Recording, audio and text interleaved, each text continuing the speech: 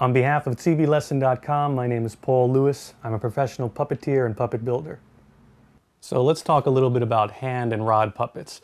Now, what is a hand and rod puppet? Well, this is a hand and rod puppet. A hand and rod puppet basically is a puppet that you operate on your hand, like most puppets, and the mouth opens and closes, like that.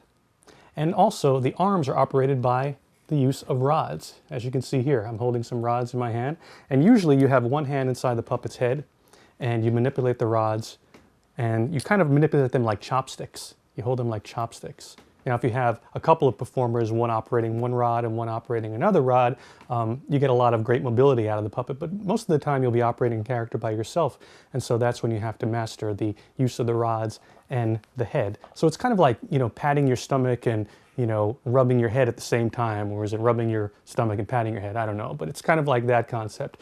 You have to really learn how to separate the movement with the rods and the head. So it can be pretty difficult at times. Also, you want to make sure that the puppet is comfortable on your hand. Now, that's going to be a challenge sometimes because not all puppets are built the same.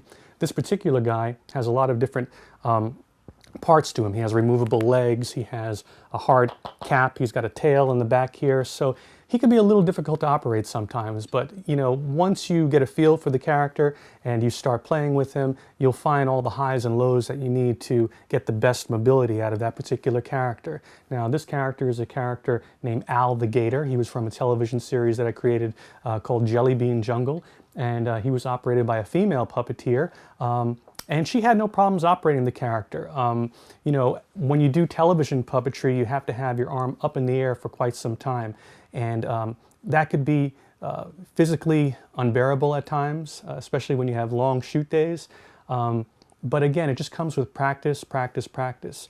So that's basically a hand and rod puppet. And we're going to be talking about some more puppets in a bit. On behalf of TVLesson.com, this has been Paul Lewis. Thank you for watching.